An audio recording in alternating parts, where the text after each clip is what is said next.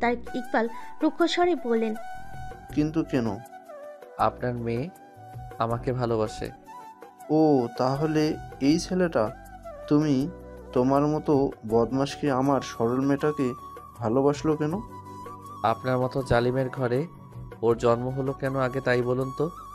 আমার মেয়ে তোমাকে ভালোবাসে সেটা না হয় বুঝলাম, কিন্তু তুমি ওর পিছনে পড়ছো কেন? যা চেয়েছো সব তো পেয়ে গেছো। আসল জিনিসই তো পাইনি শ্বশুরমশাই। কি? আপনার মেয়েকে। তার মানে তুমি? হ্যাঁ, আমি ইফতি মোর্তজা আপনার মেয়েকে বিগত 3 বছর যাবৎ ভালোবাসি। কখনো বলা হয়ে ওঠেনি কিছু কারণবশত চরম ভুল করেছি। এবারের প্রায়শ্চিত্ত করা দরকার। বাংলা বর্ষপঞ্জিতে পৌষের শেষে আজ মাঘ মাসে শুরু। বলে যে মাঘের শীতে বাঘ পালায়। বাংলা মাঘ মাস এসেছিল মঘা নক্ষত্রে সূর্যের অবস্থান থেকে। এই মাসের শেষ ভাগে সচরাচর বৃষ্টি হওয়ার সম্ভাবনা থাকে। এই মাসে দিনের সংখ্যা হয় 30টি। আজ সবে 8তম দিন। ইফতি বসেছিল ফার্ম হাউসের সামনের চত্বরে। গেটের দক্ষিণ দিকে ছাউনির নিচে চেয়ারে বসে ল্যাপটপে কাজ করছি ও কাগজপত্র মনোযোগ সহকারে ঘেটে দেখছিল ইফতি। তখনই পাশে অবহেলায় পড়ে থাকা সেলফোনটার কিং কিং শব্দে বেজে উঠল। ফোন হাতে তুলে নাম্বারটা একবার দেখে নিল ইফতি। সাব্বির কল দিচ্ছে। সাব্বির হলো মৃদুর হাজবেন্ড। তারা সবাই একই বয়সের। সাব্বির আর মৃদুর দীর্ঘ কয়েক বছরের প্রেমের সম্পর্ক ছিল। তারপর সাব্বির চাকরির ব্যবস্থা করলে দুই পরিবারকে জানিয়ে 2 বছর আগে তারা বিয়ে করে ফেলে। এই দম্পতির সাথে বহুদিন হলো দেখা সাক্ষাৎ হয় না ইফতি, তবে ফোনে কথা হয় প্রায় সময়। ইফতি ফোন রিসিভ করতে ওপাশ থেকে বলল, হ্যালো, আমরা ফার্ম গেট পার করেছি, আর 10 মিনিটের মধ্যেই চলে আসবো। তুই আসিস তো? ইফতি কথাটা শুনে বেশ রুক্ষ মেজাজে বলল, তোরা আসবি? কাল রাতেই তো বললি। সেজন্যই আমি আরও আজ অফিস থেকে বসকে বলে ছুটি নিয়ে এখানে বসে আছি। তাহলে থাকবো না কেন? তুই আর চেঞ্জ হলি না শালা। আরে চেতিস কেন? আসতেছি আমরা, চা নাস্তা রেডি রাখ। সাব্বির ফোন কেটে দিতে ইফতি উঠে গিয়ে ফার্ম হাউসের ভেতর চলে গেল। উদ্দেশ্য রান্নাঘরে গিয়ে কিছু স্ন্যাক্স আর টুকটাক খাবারের আয়োজন করা। সিলেট উত্তর পূর্ব বাংলাদেশের একটি অন্যতম প্রধান শহরের তালিকায় পড়ে। সুরমা নদীর তীরে অবস্থিত এই শহরটি এর প্রাকৃতিক সৌন্দর্যের জন্য এটি একটি রাজকীয় শহর হিসেবে আখ্যায়িত। এই শহরের প্রকৃতি এবং এর সুন্দরতা শহরটিকে অন্যান্য পর্যায়ে নিয়ে গেছে, ভিন্ন হিসেবে পরিচয় করিয়েছে সবার নিকটে। তবে এই শহরের সৌন্দর্যের রানী হলো চা বাগান এবং জাফলং। বিগত 3 মাসে সিলেট সদরে অবস্থান করেও এখানকার সকল সৌন্দর্য এখনও সম্পূর্ণরূপে উপভোগ করা হয়ে ওঠেনি দ্বিধার। ওর শুধুই মনে হয় প্রকৃতির সৌন্দর্য যেন শেষ হওয়ার নয়, বরং দিনের পর দিন তা বাড়তে থাকে। এখানে আগে বছর 2-1 বার আসা হতো, তাও বেশি দিন থাকা হয়নি। পড়াশোনার প্রয়োজনে অল্প সময় থেকেই ফিরে যেতে হতো নিজ ভুবনে। যাওয়াটা এমনভাবে হতো যেন এখানে পূর্বে তার কোনো উপস্থিতি ছিল না কোনো কালে। স্মৃতি ধরে রাখার মতো তেমন কোনো ঘটনা বা ভ্রমণ কাহিনী তৈরি করার সময় সুযোগ হয়নি এর আগে কখনো। তবে সিলেট শহরের প্রতি আলাদা একটা টান সবসময় কাজ করেছে। দ্বিধাভাবে হয়তো তার মায়ের জন্মভূমি বলে এমনটা তার সাথে হয়। আজ গায়ে শাল জড়িয়ে বিশাল খোলা বারান্দায় মাদুর পেতে বসে ভোরের কুয়াশা দেখছিল দ্বিধা। সামনে ছিল ধোয়া ওঠা গরমাগরম চায়ের কাপ। সামনের আঙ্কিনায় দাঁড়িয়ে থাকা বিশাল লম্বা কৃষ্ণচূড়া ফুলের গাছটিকে মন্ত্রমুগ্ধ হয়ে দেখছিল ও বিড়বিড়িয়ে বলল, কৃষ্ণচূড়া ফুল, তুমি এতটা মোহনীয় কেন রক্তিম সূর্যের ন্যায়? প্রতিনিয়ত আমাকে মুগ্ধ করে চলেছ। এই মুগ্ধতা যেন কাটাতেই চায় না, এই মুগ্ধতা যেন কাটতেই চায় না। সম্মোহনের দ্বার প্রান্তে দ্বিধা তখন কৃষ্ণচূড়া সৌন্দর্যে ডুবে। পাশে এসে বসলো তারিন বেগম। হাঁটু মুড়ে বসে তিনি বলেন, কি দেখিস মা? কুয়াশার কৃষ্ণচূড়া দেখছি। নাস্তা তৈরি করেছি, মাদুর উঠিয়ে খেতে আয় ভিতরে। তুমি যাও মামিমা, আসছি আমি। মামা উঠেছে? হ্যাঁ, তোর মামা বসার ঘরে বসে দাঁত খিলান করছে।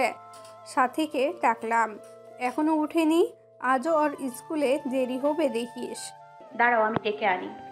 আচ্ছা যা, আমি ওইদিকে যাই, প্লেট সাজিয়ে ফেলি। তারিন বেগম ভেতর ঘরে চলে গেলেন। তিতা মাদুর উঠিয়ে বারান্দার শেষ মাথার সিঁড়ি বেয়ে দোতলায় চলে গেল। দোতলায় 3টে ঘর, 2টো ঘর তালাবদ্ধ। একটা ঘরে তিতা আর ওর মামাতো বোন সাথী থাকে। নিচতলায় বসার ঘরের সাথে লাগোয়া একটা ঘরে থাকেন তিতার মামা জায়দ আলী আর মামিমা তারিনা বেগম। তিথা দোতলায় যেয়ে কাঁথা কম্বল সরিয়ে টেনে তুলল সাথীকে। সাথী ঘুমু ঘুমু চোখে তাকালো তিথার দিকে। সাথী কাঁদো কাঁদো গলায় পড়ল, আপা এই বিয়ানে কিতা হইছে বা? স্কুলে যাবি না আজ? জিওয় যাইমু? তাহলে এখনো ঘুমোচ্ছিস কেন? হ উঠাইনি। আর কখন উঠবি? বেলা হয়ে গেলে। 2 দিন পরে তোর পরীক্ষা শুরু। এখন অন্তত একটু নিয়মিত হ স্কুলে। যদি বার্ষিক পরীক্ষার জন্য কোনো সাজেশন দেয় তখন তো না গেলে মিস হয়ে যাবে। সাথীকে ঠেলে উঠিয়ে হাত মুখ ধুতে পাঠিয়ে দিল তিথা। বিছানা গুছিয়ে নিচতলায় যাওয়ার জন্য পা বাড়ালো ও। সাব্বির ও মিতু বসে আছে বাগানের ছাউনিতে। ইফতি টেবিলে হাত রেখে বসে আছে ওদের সামনে। সাব্বির হালকা রাগী দৃষ্টিতে ওকে দেখছে। মিতু ভুরু কুঞ্চিত করে রেখেছে। ইফতি ততটা পাত্তা দিচ্ছে না ওদের এহেন দৃষ্টিকে। সাব্বির প্রথমে বলে উঠল, কাজটা কি তুই ঠিক করেছিস ইফতি? এখানে ঠিক ভুলের প্রশ্ন আসছে কোথা থেকে সাব্বির? এটা খুব সেনসিটিভ বিষয় ছিল তখন আমার কাছে। আর বাবার ব্যাপারে আমি কারোর সাথে কম্পেয়ার করি না। That's it. আমি মিতুর কাছ থেকে শুনেছি কিছুটা।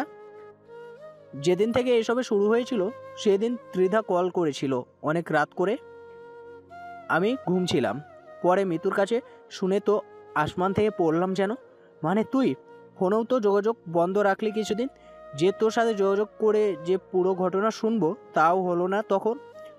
এখন আমাকে একটা কথা বলতো ইফতি, এসব করে তোর লাভ কি হলো? বাবাকে আবার আগের মতো হাসি খুশি একজন মানুষ হিসেবে দেখতে পাচ্ছি, ব্যাস এইটুকুই সবচেয়ে বড় লাভ। আর লস? ওসব লসের হিসাব আমি করি না। লসের হিসাব করলে জীবন চলে না। তোর বাবাকে কি বুঝ দিলি? বলেছি টাকা খরচ করে ছাড়িয়ে আনতে হয়েছে, বাবা জানে, এই জন্য ব্যাংকে থেকে লোন নিয়েছি। জীবনভর তুই সৎ থাকলি। রেস্টুরেন্টের ব্যবসায় তোর বাবার এত অর্জন ছিল একসময়, তবুও তুই তার টাকায় না চলে নিজে চাকরি করছিস, লোন নিয়ে গাড়ি কিনেছিস, স্যালারির টাকায় লোন পরিশোধ করেছিস। সব ক্ষেত্রে এতটা সৎ থাকার পরেও ত্রিধা, যে কিনা তোর জন্য কি তা তুই তাছাড়া অন্য কেউ তেমনভাবে অনুভব করতে পারবে না, সে ত্রিধার ক্ষেত্রে তুই কেন অসৎ হয়ে গেলি? ওর বাবার জন্য। ওর বাবা যা করেছিল তাতে এইটুকু প্রাপ্তি, তেমন বিশেষ কিছু নয় সাব্বির। আউল ফাউল কথাবার্তা বলিস না। বাবার দোষ কোনো মেয়ের ওপরে গিয়ে বাড়তাবে। আমরা সবাই খুব ভালো করে জানি ত্রিধা কেমন মেয়ে। একজন প্রশাসনিক কর্মকর্তা মেয়ে হো ওর চালচলনে ও অন্যান্য মেয়েদের তুলনায় অন্যান্য। আর 10টা মেয়ের সাথে ওর পার্থক্য করা চলে না। এজন্য তো তুই। মিতু এতক্ষণ যাবৎ চুপ ছিল, এবারও বলল, ওহ প্লিজ স্টপ সাব্বির, এসব কথা তুলিস না, জোক শোনাই। চুপ কেন করবে? তোকে এখন আমরাই চিনতে পারছি না ইপ্তি। ত্রিধা ফোন ঠিকই বলেছিল, শুধুমাত্র আমরা জানি তোর কাছে ওর অবস্থান কতটুকু ছিল। তাহলে এইভাবে সম্পর্ক নষ্ট করলি কেন? চিরদিনের জন্য ওর বাবা নয় খারাপ, কিন্তু মেয়েটা তো নিষ্পাপ। বাবার চেয়ে ত্রিধা আমার কাছে ঊর্ধ্বে নয়, কথাটা মাথায় রাখিস মিতু। কি সাধারণ কিছুই তো ছিল না। 3টা বছর শুধুমাত্র বেকার থাকার কারণে নিজের ভালোবাসার কথাটুকু জানাতে সংকোচ হলো তোর? যদি বন্ধুত্বের সম্পর্ক নষ্ট হয়ে যায় এই ভয়ে, দরকার হয় ও অন্য কাউকে যদি চায় বিয়ে করে নিক, তারপরেও যেন বন্ধুত্বের সম্পর্ক অটুট থাকে। এই কথাগুলো তো আমাদের বলতি, তাই না? সেই তো বন্ধুত্বের সম্পর্ক নষ্ট হয়ে গেল, বরং একটা খারাপ সম্পর্ক তৈরি হলো তোদের দুজনের মধ্যে। সম্পর্ক না হয়েও বিচ্ছেদটা ঠিকই হয়ে গেছে। তবে এত সৎ থাকার কি প্রয়োজন ছিল? ক্ষিপ্ত কণ্ঠে কথাগুলো বলল মিতু। ইতি শান্ত স্বরে জবাব দিল, তুই মেয়ে মানুষ, এ ধরনের কথাবার্তা তোর মুখে মানায় না মিতু। চুপচাপ স্ন্যাক্স খা, মাথা ঠান্ডা রাখ। মানবে না কেন? অবশ্যই বলতে হবে আমাকে। তুই কি জানিস ত্রিধা তোকে ভালোবাসতো? জানতাম না আগে, এই কদিনে অল্প টের পেয়েছিলাম, পরে ওর লেখা চিঠি পড়ে শিওর হলাম। তোরা দুটো আবল দুজনেই নিজেদের মনের কথা চেপে রেখে সব কিছু চুপচাপ মেনে নিলে। মাঝখান থেকে আর ওই গাধিটা গেল তো গেলই। যাওয়ার সময় প্রেমের চিঠি লিখে রেখে যেতে হইল ওই গাধিটাকে, আগে কেন বলেন? সাব্বিরের কথার জবাবে ইপ্তি বলল, ওটা প্রেমের চিঠি ছিল না, বিচ্ছেদের চিঠি ছিল। ওর বাপকেও একটা লিখে গেছে। বাপ? এই বাপ যতই নষ্টের গোড়া। না ওর নিজের বাবাকে এতটা ভালোবাসতো যে বাবা যা বলতো তাই চুপচাপ শুনতো, বরং নিজের মনের কথা বলে দিয়ে তোরা দুইজন আজ কপাল ফুটে তুলেছিস। ফটোগ্রাফার হতাম আমি। ওর বাপের খারাপ কাজের জন্য তোর বাপ অসুস্থ হয়ে পড়ল। তোর গেল মাথা তার ছিঁড়ে, তারপর যা হলো সব তো একটা পুরো কাহিনী, যদিও সব আমরা জানি না। যাই হোক, এখন আমার কথা শোন। মেন যেই টপিক, ত্রিধাকে খোঁজার চেষ্টা করছিস? কম খুঁজিনি, পুরো শহর তন্ন তন্ন করে খুঁজে ফেলেছি। সিম চেঞ্জ করে ফেলেছে, ফেসবুক আইডি ডিঅ্যাক্টিভেট, কারোর সাথে কোনো যোগাযোগ রাখিনি। ওর আত্মীয় স্বজনদের সাথেও কথা বলেছি, কারো কাছে যাইনি, কেউ জানে না ও কোথায়। তারপর এই দীর্ঘ 3 মাস সময়কাল পার হওয়ার পরে মনে হলো ও যখন স্বেচ্ছায় দূরে থাকতে চায় তবে ভালো থাকুক, তবে যেদিন ওর নাগাল পাবো ছাড়বো না সহজে। ইফতির মুখমণ্ডল ভালোভাবে পরখ করে সাব্বির হালকা রসিকতা সুরেই বলল, আহারে, গাধেটার শোকে আমার বেচারা বন্ধু পুরোই দেবদাস হয়ে গিয়েছে। মিতু দেখ আমার বন্ধুর কী অবস্থা, চুল উস্কো খুস্কো, মুখ ফ্যাকাশে, চোখ লাল। কিরে, শোকে পড়ে গাঞ্জা সেবন করা শুরু করছিস নাকি? তো মনোযোগ সহকারে ফোনে কিছু একটা করছিল, এবার মুখ উঠিয়ে বলল, চুপ করতো সাব্বির, সব সময় রসিকতা আর ভালো লাগে না, সিরিয়াস মোমেন্টে আছি। এরপর ইফতির দিকে তাকিয়ে বেশ স্বাভাবিকভাবেই মিতু মাসখানেক হলো কাছে খাওয়া হয় না রে। ইফতি ব্রো, তিতার খোঁজ বোধ হয় আমি জানি। বলল। ইফতি চমকে উঠল যেন মিতুর কথা শুনে, উত্তেজিত হয়ে মুখ উঠিয়ে বলল, কোথায় ওর ঠিকানা বল। তা তো বলা যাবে না। মিতুর কণ্ঠে বিরোধ। ইফতি আশ্চর্য হয়ে বলল। কেন বলা যাবে না? সাব্বির পাশ থেকে বলল, আমরা দুইজন আলোচনা করে সিদ্ধান্ত নিয়েছিলাম ত্রিধার খোঁজ তোকে জানাবো। ভেবেছিলাম ওর সঙ্গে কাতর হয়ে তুই দেবদাস হয়ে আছিস, কিন্তু কিন্তু কি? কিন্তু তুমি এখনো অনুতপ্ত নও বন্ধু। হোয়াট? সাব্বির গলার জোর বাড়িয়ে শক্ত কণ্ঠে বলল, তুই এখনো ত্রিধার শূন্যতা উপলব্ধি করতে পারিসনি। যেদিন এই উপলব্ধি বোধটা তোর মধ্যে জন্মাবে সেই দিন তোকে জানাবো, এর আগে নয়। খোশ মেজাজে কথা বলছি বলে ভাবিস না অন্যায়কে প্রশ্রয় দেব। আমাদের বন্ধু মহলে কখনো এসব হয়নি। বন্ধু, তুই আমাদের প্রিয় হলেও তোর বর্তমানে আরও বিগত কয়েকদিনের কার্যক্রম তোর নীতিকে প্রশ্নবিদ্ধ করে তুলেছে। তুই যে ভুল করেছিস, ত্রিধার প্রতি এখনও যে ভালোবাসাটা আছে, এই শহর স্বীকারোক্তি বোধটুকু না থাকলে গত 3 বছরে তোর যে অনুভূতি তা সম্পূর্ণ মিথ্যে হয়ে যাবে ইফতি। সাব্বির কথাটুকু শেষ করতে মৃত্যু বলতে শুরু করলো, একটা সম্পর্কে গড়ে তুলতে হলে প্রথমত দরকার আত্মত্যাগ আর স্বার্থপরতা দূর করা। নিজের সুখ খুঁজতে ভালোবাসার প্রয়োজন হলে তা হয় ডুমনের ফলের মতো, যা আছে কিন্তু হাতে দেখা যায় না। তার মানে আমার দিকটাকে তুই স্বার্থপরতা বলতে চাইছিস মিতু? ইফতির প্রশ্নের জবাবে মৃত্যু বলল, বলতে চাইছি না, তবে তোর অহংকারী কথাবার্তা তাই প্রমাণ করছে। ভালোবাসতে গেলে এই ইগোটাকে দূর করে চলতে হয়। তুই নিজেও মানতে বাধ্য হবি, এই ইগোর জন্যই ত্রিধা আর তোর মধ্যে কোনো সম্পর্কে গড়ে উঠতে পারেনি। ত্রিধা ভয় পেত তোর ইগনোরকে, আর তুই সেই ইগনোরের কারণে ওকে হারিয়ে ফেললি। এবার সাব্বির বেশ গম্ভীর ভাব নিয়ে বলল, লং ট্রিপ ভ্যাকেশন কাটিয়ে আমরা সরাসরি তোর এখানে এসেছিলাম শুধুমাত্র তোদের সম্পর্কটা যদি ঠিক করার ব্যবস্থা করা যায় এই আশায়। কিন্তু তোর আচরণে যা মনে হচ্ছে তুই নিজেই কোনো ইচ্ছে নেই ত্রিধাকে ফিরে পাওয়ার। সরি, মেয়েটা বরং ওর মতো জীবন গড়ে ভালো থাকুক। মৃদু উঠে দাঁড়াতেই সাব্বির উঠে পকেটে ফোন রাখতে রাখতে বলল, আজ আসি বন্ধু, বন্ধুত্বে আমাদের কোনোদিন ফাটল ধরবে না ইনশাল্লাহ। কিন্তু বন্ধু মহলে কেউ এখনো ভুল করলে তা ধরিয়ে দিতে সবসময় থাকবো আমরা। খারাপ সময়ে পাশে ছিলাম, ভালো সময়েও, কিন্তু অন্যায়ের ক্ষেত্রে নেই। আমরা সবাই একদিন ক্যাফেটেরিয়ায় চা আড্ডার চিন্তাভাবনা করছি। পুরনো সেই রঙিন দিনগুলো ফিরিয়ে আনতে চাই। হোয়াটসঅ্যাপ গ্রুপ করে আলোচনা করব। থাক, আল্লাহ হাফেজ। সাব্বির আর মৃদু উঠে দাঁড়িয়ে হাঁটা দিল। সাব্বির গ্যাস থেকে গাড়ি বের করতে ব্যস্ত হলো। ইফতি একবার বাধা দিতে চেয়েও দিল না, চলে যেতে দিল ওদেরকে। তিতা আজ আবার ডায়েরিতে শব্দগুচ্ছ লিখছে। এখানে আসার পরে প্রায় ওর ডায়েরি লেখা হয়, আগে এমন অভ্যাস ছিল না তিধার। ডায়েরিটার শিরোনাম দিয়েছে তিধা রাত্রিকার বিষাদ কথন। ভেজা চুল মুছে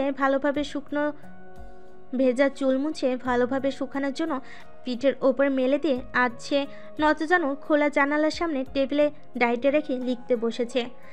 তোমাকে ভালোবেসে আমি আপাদ মস্তক একজন সুখী মানুষ হতে চেয়েছিলাম, অথচ তোমার বিরহে আমি আজ সম্পূর্ণ অচেনা এক দুঃখী মানুষে পরিণত হলাম। তিতা ডায়েরির সম্বোধনগুলো আপনি আর তুমিতে রেখেছে। এই ডায়েরি সে কখনো কাউকে পড়তে দেয় না, এমনকি সাথীকে একদিন ধমকি দিয়েছে ডায়েরিটা পড়ার ইচ্ছা প্রকাশ করে। প্রেমের স্বার্থপরতা, প্রেম আত্মত্যাগের নয়। ইহা শুধুমাত্র অমাত্রিক সমীকরণ, যা স্বার্থপর হতে শেখায়। যে প্রেম নিজের জন্য নয়, তাহাকে আমি ভালোবাসি না, কারণ আমি স্বার্থপর প্রেমিকা হতে চাই। অথচ সেই প্রেমিক কোথায়, আর প্রেমী বা কোথায়? 111তম পৃষ্ঠা লিখে পরবর্তী পৃষ্ঠা উল্টালো দ্বিধা। খসখসে কলমের কালিতে ফাঁকাশে স্থানে ছোট্ট করে লিখল, ঘৃণা। আপনি হীনা, বেঁচে আছি তো বেশ বিষাদ বিনা। আদতে কি আপনি আমার ঘৃণা? লেখনের শেষে একটা প্রশ্নবোধক চিহ্ন একে ডায়েরিটা বন্ধ করে ব্যাগের মধ্যে রেখে ঘর থেকে বেরিয়ে গেল দ্বিধা। নিস্তলে বারান্দায় তারিন বেগম শীতল পাটি বিছিয়ে বসে কাঁথা সেলাই করছিলেন। দ্বিধা পাশে এসে বসে ধীর সুস্থে কথাটা পারল। বলছি মামিমা শোনো না, লাভলি বোর্ডিংয়ের ম্যানেজারের সাথে কথা হয়েছে আমার। ওখানে থাকার একটা ব্যবস্থা করে দেবেন তিনি। আমার তাহলে এ মাসেই উঠতে হচ্ছে। তারিন বেগমের হাতের কাজ থেমে গেল সঙ্গে সঙ্গে। দ্বিধার দিকে তাকিয়ে রুক্ষ স্বরে হাত একটা উঠিয়ে বললেন, একটা থাপ্পড় বসিয়ে দিব কালে। ইয়ার কি পেয়েছো? কোথাও যাচ্ছ না তুমি? তোমার মামা একবার বলে দিয়েছে মানে ব্যাস, কথা শেষ। আর কোনো কথা বলবে না। মামার বাড়ি থেকে হোস্টেলে গিয়ে উঠছে সে। কথাটা প্রায় টিটকারি সুরেই বললেন তারিন বেগম। দ্বিধা তবুও দমল না, বলল, আর কতদিন তোমাদের ঘাড়ের ওপর বসে খাবো বলো? আমার নিজেকে বোঝা স্বরূপ মনে হয়। তোকে কে বলেছে তুই আমাদের কাছে বোঝা? এত বেশি বুঝিস কেন? নিজের মতন সব বানিয়ে নিস। কেউ বলুক বা না বলুক, জগতের তিক্ত এবং চরম বিতৃষ্ণাবোধ সম্পন্ন সত্য এটাই যে একটা মানুষ যখন দীর্ঘদিন অপরের ওপর নির্ভরশীল করে চলে, তখন সে একটা আটার বস্তার মতো হয়ে যায়, যা পিঠে অনেকক্ষণ ধরে রাখলেই বোঝা। পিঠ ব্যথা হয়ে যায়, কিন্তু ছেড়ে দিলে আবার লাভ উপার্জন হয়। তারিন বেগম দ্বিধার কথা শুনে ওর মুখের দিকে কিছুক্ষণ তাকিয়ে রইলেন নিনিমেষ। দৃঢ় স্বরে বলেন, এই একটা ওরা তোর উপর দিয়ে যাওয়ার পরে তুই অনেক পাল্টে গেছিস রে মা। যে আমি তোকে সারা জীবন সন্তানের চোখে দেখলাম, এমনকি এক সময় তো তোর বাবার কাছ থেকে তোকে এনে নিয়ে আসার জন্য অনেক জোরাজুরিও করলাম। তুই এখন ভাবছিস সে আমি কি না তোকে বোঝা মনে করছি? খোদা তাআলা আমাকে তুলে নাও, এই দিনও দেখতে হচ্ছে আমার। তারিন বেগম আহাজারি করতে লাগলেন। দিদা শশব্যস্ত হয়ে পড়ল। থামো মামিমা, আগে কথা বোঝো। আমার নিজেরই এভাবে সারাদিন শুয়ে বসে কাটাতে আর ভালো লাগছে না। ওখানকার প্রাইমারি স্কুলটাতে অ্যাপ্লাই করব। সেখানে জব হয়ে গেলে হোস্টেলে গিয়ে থাকবো। এবার তো ঠিক আছে বলো? চাকরি তো এবারে থেকেও করতে পারিস। ওই বদমাইশ ছেলেটা বিয়ে করে তোর মাথা থেকে ঘিলুটিলু খেয়ে নিয়েছে, তারপর তোকে এমন আত্মরা করে ফেলেছে। এই জন্য তুই এমন উল্টোপাল্টা কথা বলছিস প্রায় সময়। তুই অনেক পাল্টে গেছিস রে আম্মা জান। আগের মতন স্বাভাবিক হ, বিয়ে করবি, ছেলে দেখবো তোর জন্য।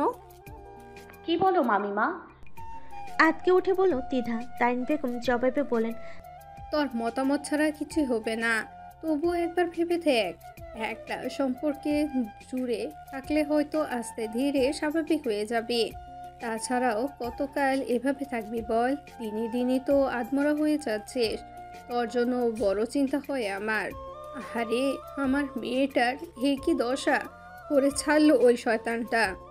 দিদা উঠতে উঠতে বলল, থাক মামিমা, তুমি আবার তাকে অভিশাপ দিও না। আমি জানি তুমি আমাকে কতটা ভালোবাসো, কিন্তু আমার জন্য কেউ খারাপ থাকুক এটা চাই না। সবাই যেন ভালো থাকুক, সুখে থাকুক। সৃষ্টিকর্তার কাছে স্রেফ এই দোয়া করি। দিদা উঠে গেল। তারিন বেগম ওর যাওয়ার দিকে তাকে আফসোস করে বললেন, এবার মেয়েটার একটু সুখে থাকার ব্যবস্থা করতে হবে। শুকিয়ে পাট কাটিয়ে হয়ে গেছে একদম। বাপ একটা ছিল হারামখোর, স্বামী একটা কপাল করে পেয়েছিল জালেম। কপালটাই পোড়া আমাদের নিষ্পাপ মেয়েটার। কোনো দোষ না করেও সব দোষের ভাগিদার হতে হচ্ছে ওকে। দেখি সাথীর বাপকে বলে ইঞ্জিনিয়ার ছেলেটার কথা পারবো। ইগো ছোট দুই অক্ষরের একটা শব্দ। আপাতত দৃষ্টিতে দেখতে গেলে যার কোনো গুরুত্বই নেই, অথচ জীবনের সার্বিক পরিস্থিতি বিবেচনায় এই ইগো নামক সামান্য একটা শব্দই গোটা জীবনের পরিসংখ্যান তছনছ করে দেওয়ার জন্য যথেষ্ট। জীবন থেকে দূরে সরিয়ে নিতে সম্পূর্ণ সচেষ্ট। ইফতির এখন অনুধাবন হয় ইগো নামক শব্দটাই ওর গোটা জীবনটাকে ছাড়খাড় করে রেখেছে। ইহা জেনে সামান্য হয়েও অসামান্য, পশ্চিমাদের মতো অতটা আড়ম্বরে আহারপূর্ণ নয়, তবে তার চেয়ে কিছু কমও নয়। এসব কৌতূহল তার সামান্যতম অভ্যাসটুকুতে এখন পুরোটা আসক্ত ইফতি। অ্যাশট্রেতে একটা পর একটা গল্লি পেনশন পড়েছে সবসময়। খুঁজে খুঁজে নতুন কোম্পানি ব্র্যান্ডের সিগারেটগুলো সংগ্রহ করে এনে ঠোঁট পুড়িয়েছে, সে ধোয়া উড়িয়েছে। তবে এখন পরিস্থিতি আরও ভিন্ন হয়ে দাঁড়িয়েছে। ইদানিং সময়কালটাই ইফতি আর বাড়িতে ফেরে না, সবার থেকে দূরে সরে নিজেকে একা করে নিয়েছে। সকালে অফিসে যায় আর সন্ধ্যায় ফার্ম হাউসে ফেরে। এরই মধ্যে বাকিটা সময় ও রয়্যাল চয়েস না হয় ব্যঞ্জন গল্লিপে ডুবে থাকে। আজ অফিস থেকে ফিরেই ফ্রেশ হওয়ার প্রয়োজনটুকু বোধও করল না ইফতি। ঘমার্ত সাদা টি শার্ট পরে খাটের সাথে হেলান দিয়ে বসলো। রয়্যাল চয়েসের বোতল একটা ডয়ারি ছিল। এসব জিনিস বাংলাদেশের দুর্লভ নয়, বরং একটু টাকা পয়সা ভালো মতো খরচ করলে সহজে পাওয়া যায়। ইফতি এনেছিল স্থানীয় এক লোকের মাধ্যমে। এটা মূলত নর্মাল ড্রিঙ্কস হতো যদি অ্যালকোহলের পরিমাণ 60 থেকে 70% মতো না হতো। নেশা সহজে হয় না, হুঁশও হারে না, যদিও না পুরো এক বোতল একটানে শেষ করে ফেলা যায়। ইফতি আজ হিদায়ত জ্ঞান শুনো হলো। আজ আরও 2টা সপ্তাহ কেটে গেছে। ইফতি কোনোভাবেই খোঁজ পাচ্ছিল না তিধার। সব জায়গায় খোঁজ লাগিয়েছে, সাবিকে অনেক করে অনুরোধ করেছে, কিন্তু তিধার খোঁজ জানাতে ওরা অপারগ। আজ তিধার বড় মামাকে আরেকবার কল দিয়েছিল ইফতি। ভদ্রলোক গতবার বলেছিলেন ত্রিধা তাদের সেখানে যায়নি, কোথায় আছে তারা তা জানে না, তবে যেখানেই আছে ভালো আছে। এটুকু শুধু জানিয়েছিলেন তিধার মামা। এবার কল দেওয়ার পরে তিনি বেশ রুক্ষস্বরে বললেন, তুমি আর জ্বালাবে না আমাদের। মেয়েটার জীবন তো জ্বালিয়ে পুড়িয়ে সারখার করে দিয়েছো বাপু। এবার শুধু ছাইটুকু ফু দিয়ে উড়ানোর বাকি আছে। শোনো একটা কথা বলে রাখি তোমাকে। ঘাড়তারামি না করে ডিভোর্স পেপারে ভদ্রভাবে সই করে পাঠিয়ে দিও। মেয়ে যেখানেই থাকো, ওর বিয়ের ব্যবস্থা করছি আমরা। কতটুকু বলে ফোন কেটে দিয়েছিলেন তিধার মামা। কিন্তু শেষাক্ত কথাটুকু যথেষ্ট ছিল ইফতির হৃদয়ে জ্বলন্ত আগ্নেয়গিরির লাভা প্রস্ফুটিত করার জন্য। সারাদিন অফিসের কোনো কাজে মন বসাতে পারেনি, সবার সাথে রুক্ষ মেজাজ দেখিয়েছে। আধ পড়া সিগারেটের পর সিগারেট বাস্কেটে পড়েছে। তিধার মামাকে আর কল করে পাওয়া যায়নি, সিম খুলে রেখেছে ফোন থেকে। তবে ইফতি আজ এতটুকু নিশ্চিত হয়ে গেছে যে তিধা ওর মামার বাড়িতে আছে। স্লেটে রয়্যাল চয়েসের বোতলে ঢকঢক করে চুমুক দিয়ে একটানে অর্ধেক শেষ করে হাতের উল্টো পিঠে মুখ মুছল ইফতি। চোখ লাল হয়ে আছে ওর, সচরাচর এমন হয় না, তবে আজ কেন জানি লাল হয়ে আছে চোখ। কপালের শিরা ফুলে গেছে, মাথার রগ দপদপিয়ে জ্বলছে যেন। পেছনে মাথা ঠেকিয়ে সাথের কলার সরিয়ে ইফতি আসলে সে মৃদুস্বরে বলল, আমি দেবদাস হয়ে স্বেচ্ছায় তোমায় হারালাম, আর তুমি পার্বতী আমায় শরৎচন্দ্রের গড়া সত্যিকারের দেবদাস বানিয়ে ছাড়লে। চাই না আমার জীবনে কোনো চন্দ্রমুখী আসুক, কোনো দ্বিতীয় নারীকে চাই না আমি। আমাদের পরিণতি শরৎচন্দ্রের উপন্যাসের মতো না হোক আমার পারু। সিলেট সদর উপজেলা। গাড়ি আঁকাবাঁকা পাহাড়ি রাস্তায় ছুটে চলেছে স্বল্প গতি, এগিয়ে চলছে অদূর সীমানায়। ইফতির মন অশান্ত, বিভিন্ন ধরনের অনুভূতির মিশ্রণে অস্থিরতা জেঁকে ধরেছে। একই সাথে হারানোর ভয়, দীর্ঘদিন বাদে কাঙ্ক্ষিত মানুষের দেখা পাওয়ার উত্তেজনা এবং প্রত্যাখ্যানের ভয়, সব মিলিয়ে মনের অবস্থা আপাতত বিচ্ছিরি পর্যায়ে আছে। অফিস থেকে একদিনে ছুটি নিয়েছে ইফতি। ভোরে রওনা হয়েছে নিজ শহর থেকে। সিলেটে পৌঁছাতে সন্ধ্যা নেমে যাবে ধরণীতলে। এখন বিকাল 4টা, এই তো আর 1.5 ঘন্টার পথ, তারপর অপেক্ষার অবসান। ইফতি জানে না এরপর কি হতে চলেছে। ভালো মন্দ কিছু আপাতত মাথায় আসছে না ওর। বারংবার শুধু দ্বিধা সেই নিষ্পাপ মুখখানা ভেসে উঠছে চোখের সামনে। অনুতপ্ত বোধ ভালোই হয়েছে ইফতির। গত 4টা দিন সে শুধুমাত্র নিজস্ব একটা গণ্ডিতে আটকে ছিল। সময় যেন বেরোতেই চায় না, এক স্থানে আটকে আছে। বিগত কয়েকদিনে ইফতির জীবনটা মারাত্মক এলোমেলো হয়ে গেছে। এক পর্যায়ে পরিস্থিতি এমন পর্যায়ে পৌঁছেছে যেখানটায় এসে ওর মনে হলো তিধাকে ছাড়া ওর জীবনটা চলবে না, সম্পূর্ণ অচল হয়ে পড়েছে। অন্তত কিছু হোক না হোক, ক্ষমা প্রার্থনাটুকু করলে হয়তো বাকিটা জীবন শান্তিতে কাটিয়ে দিতে পারবে ও। সূর্য অস্ত গেছে পশ্চিম আকাশে, লাল আভা ছড়িয়েছে কালক্রমে তা গাঢ় বর্ণ ধারণ করেছে। তিধার মামার বাড়ি যে সিলেট এটুকু জানা ছিল ইফতির, তবে সম্পূর্ণ তথ্যটুকু সাব্বির আর মিতুর কাছ থেকে জোগাড় করতে হয়েছে ওর। সেদিন সাব্বিরের কাছে আবার গিয়েছিল ইফতি। ওর অবস্থা বেগতিক দেখে সাব্বির আর কঠোর হয়ে থাকতে পারেনি। ইফতির সমস্ত ইগো বিসর্জন দিয়ে নিজের অনুশোচনা বোধটুকু স্বীকার করে নিয়েছিল সাব্বিরের সামনে। এ কারণে সাব্বিরও নরম হয়েছিল। সাব্বিরের কাছ থেকে জানতে পারে ওরা যখন লাস্ট ভ্যাকেশনে সিলেটে ছিল তখন ওদের সাথে যোগাযোগ হয়েছিল তিধার। তিধা তখন ওর মামা বাড়ি সিলেটে এসে পৌঁছেছে 2 দিন হবে। তিধার সাথে দেখা করার ইচ্ছে ছিল মিতু ও সাব্বিরের, কিন্তু ওদের লোকেশন থেকে তিধার মামা বাড়ির অবস্থান বেশ ভালোই দূরে হয় দেখা করা আর সম্ভব হয়ে ওঠেনি। কারণ পরের দিন থেকেই সাব্বির আর মিতুর অফিস চালু হওয়ার কথা। সাব্বিরের কাছ থেকে তিধার আপডেট জেনে পরের দিন অফিসে বসের কাছে ইমিডিয়েট ছুটির অ্যাপ্লাই করে রেখেছিল ইফতি।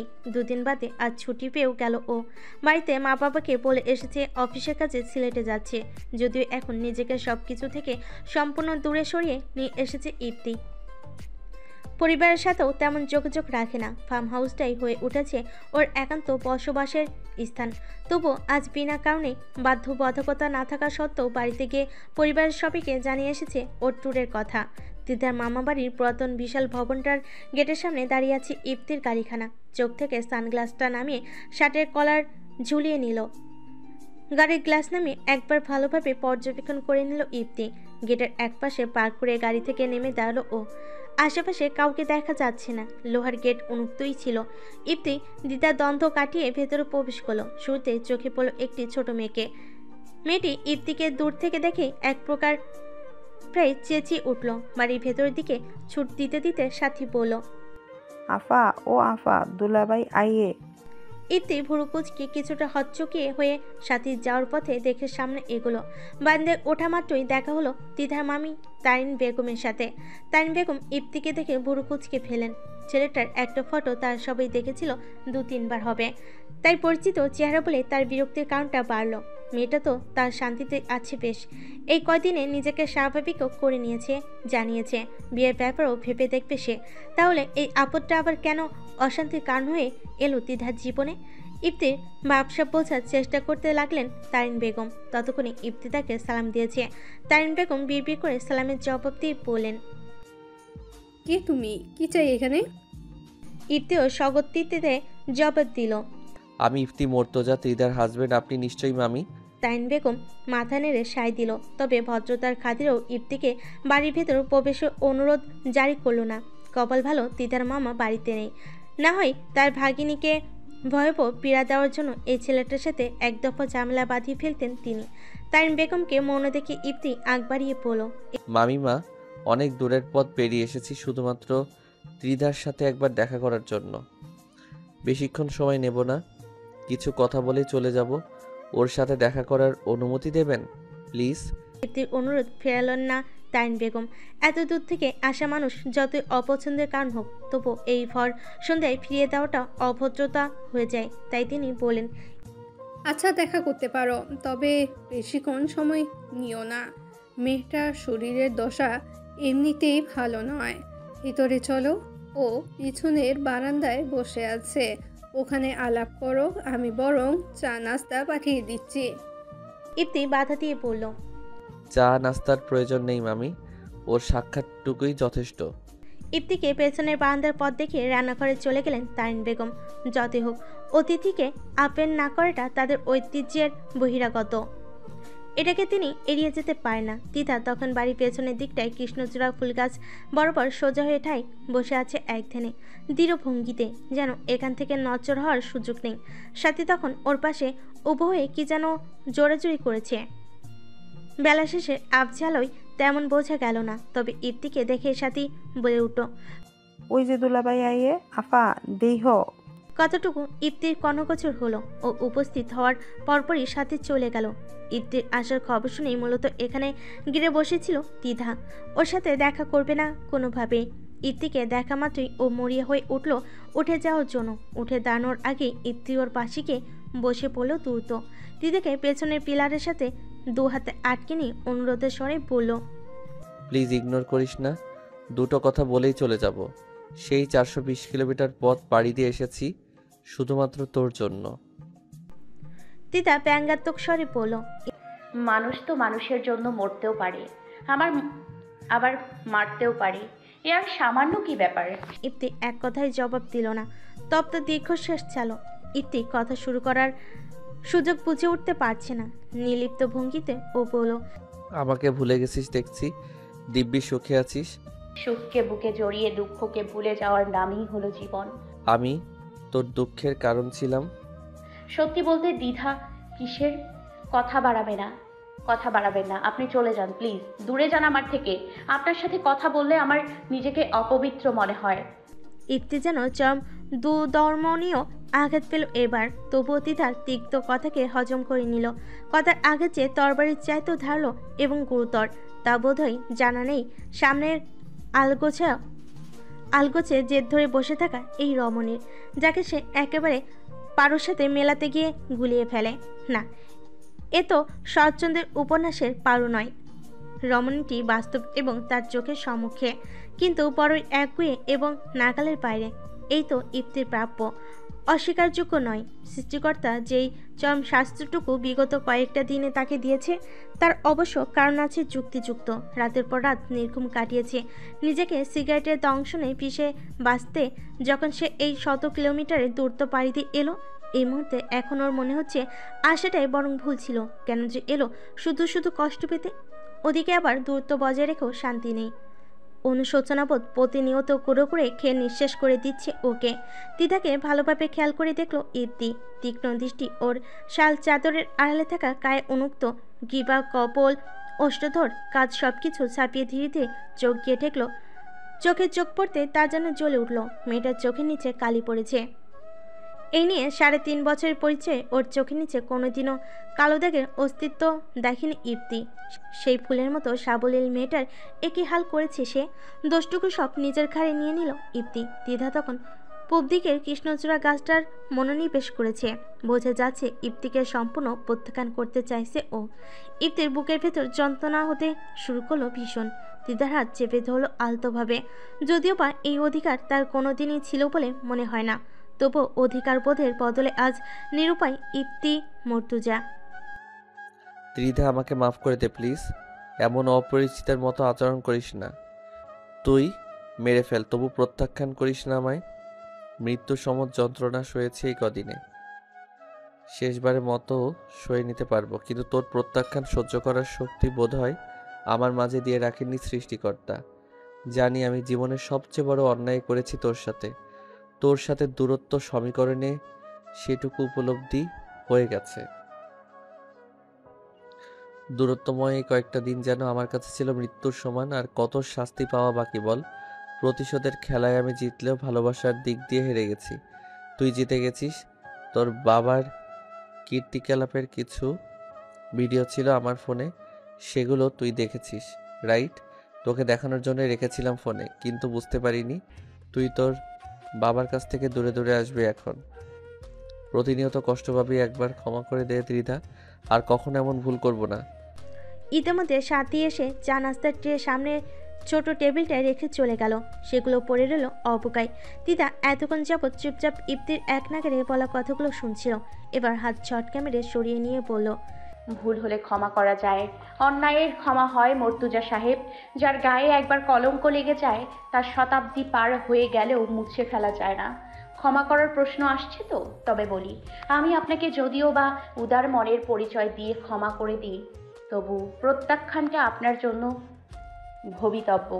তোকে আমি গত সপ্তাহেই 2.5 বছর যাবৎ ভালোবেসেছি, বন্ধু হিসেবে নয়। কি বলতে চাইছি বুঝতে পারছিস? হ্যাঁ, বুঝতে পারছি, এবং জানতামও আগে।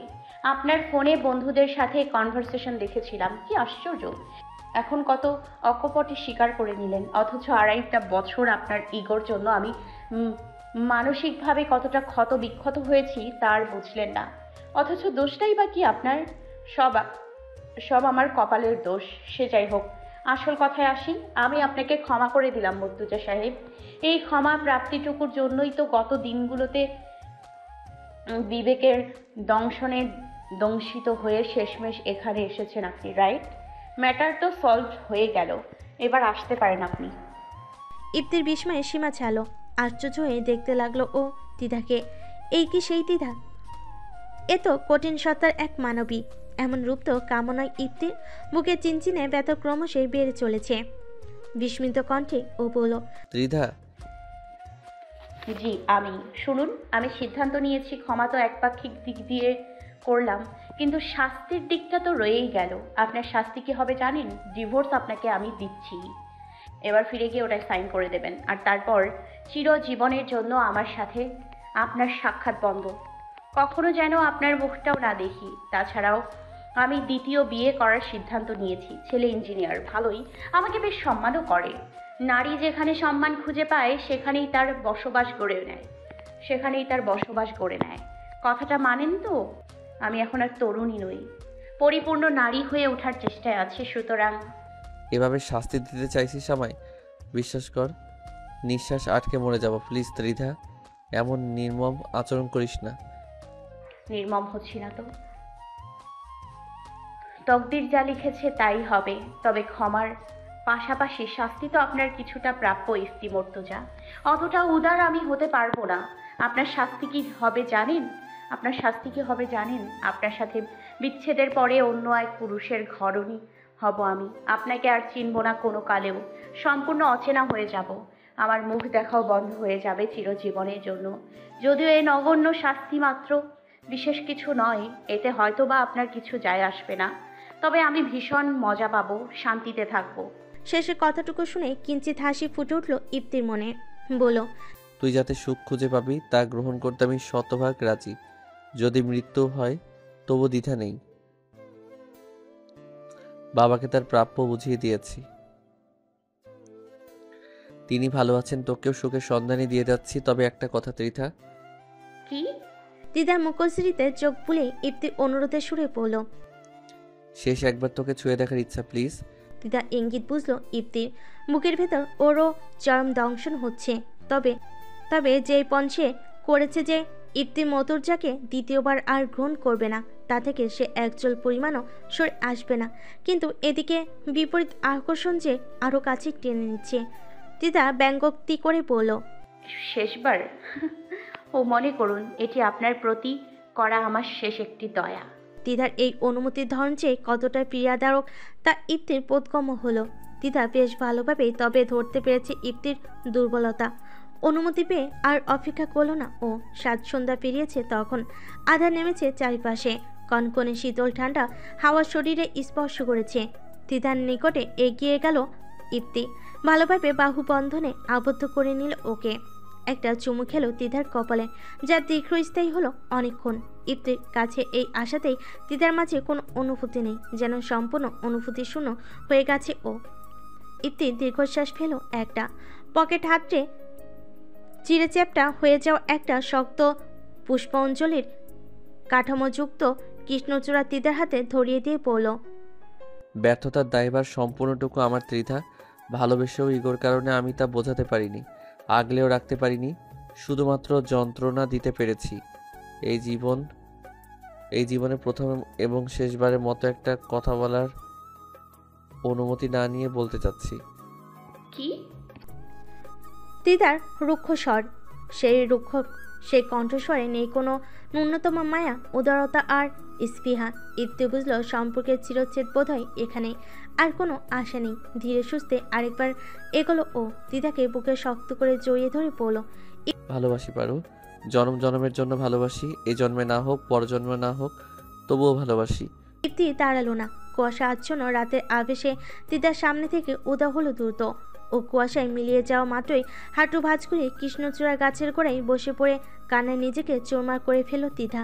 বুক কষ্টে নিজেকে কঠোরতা দিয়ে হৃদয়ের যন্ত্রণাটাকে ইপ্তির সামনে ঢেকে রেখেছিল ও। ইপ্তি হারাতেই তা কান্নার দমকে পরিণত হলো। হ্যাঁ, দিদা সত্যি সিদ্ধান্ত নিয়ে ফেলেছে। নতুন জীবন শুরু করবে সে, যেখানে না থাকবে ইপ্তি মতুরজা, আর না থাকবে এই নামের কোনো অস্তিত্ব। প্রথম ভালোবাসাকে না হয় ভুলভ্রান্তির তালিকায় ফেলে রাখা যাক। পাড়ের রাস্তার বাঘ দেখা যাচ্ছে দূরে। ইপ্তি অ্যালকোহল জাতীয় কিছু গ্রহণ করেনি, তবু ওর নিজেকে এখন শোকগ্রস্ত এবং নেশাগ্রস্ত মনে হচ্ছে একই সাথে। একবার নিজেকে বোঝালো, তোকে তো ত্রিধা ক্ষমা করে দিয়েছে। এইটুকুই তো যথেষ্ট হওয়া উচিত তোর জন্য। তাহলে আর সমস্যা কি হইল? মানুষ মাত্রই ভুল। তবে তুই অন্যায় করেছিস, তার জন্য যা শাস্তি প্রাপ্য তাই পাচ্ছিস। জীবনে ঘুরে দাঁড়ানোর পথ খুব সহজ। কত নারী আসবে যাবে, সামান্য একজনের জন্য এত অবর্ণনীয় যন্ত্রণা কেন তোর বুকের গহীনে? পরমতে আবার মাথা নেড়ে বলল, না না, ওই নারী ব্যতীত আমার জীবন মূল্যহীন। হয় ও নয়তো কেউ না। সবাইকে সব কিছু দিতে গিয়ে আমি আজ নিঃস্ব। আমার বুকের বাঁ পাঁজরের অংশকে কতটা মারাত্মক যন্ত্রণা দিয়েছি আমি, এই সূচনা বোধ কি করলে ঘুমাবে? গাড়ি পাহাড়ের বাঁক পেরোতেই তখন ইফতির হঠাৎ সর্বোচ্চ হারণে যন্ত্রণা এবং অনুশোচনা বোধটুকু জাগ্রত হলো বোধহয়। আস্তে ধীরে সফেদ ইঞ্জিন চালিত যন্ত্রটি গভীর হয়ে গভীরতম গহ্বরের দিকে নেমে গেল বাঁক ভেদ করে। সোজা রাস্তা আর ধরল না, নিচে শুধুই যেন ব্ল্যাক হোলের গহ্বর। ইফতি আস্তে আস্তে স্টিয়ারিং থেকে দুহাত ছড়িয়ে নিল। তোকে না পাওয়ার অনুশোচনায় সর্বোচ্চ ত্যাগ এইটুকুই বোধ হয়। এই জন্মে যা পাই তবু যেন পরজন্মেই তোকেই পাই পারু।